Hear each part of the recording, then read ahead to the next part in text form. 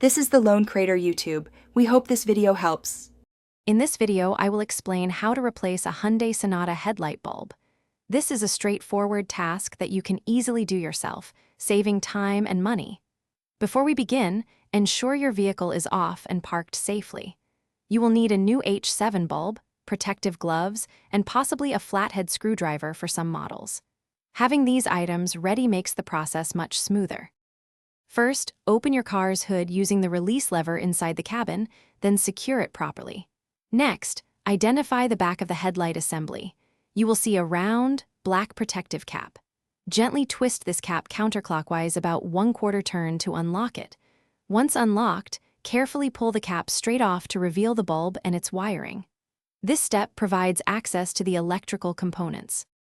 Now, carefully disconnect the electrical connector by pulling it straight off the bulb. Next, locate the metal retaining clip that holds the bulb in place. Push it down and then to the side to release it. Gently pull the old bulb straight out. When installing the new bulb, wear gloves and avoid touching the glass to prevent premature failure.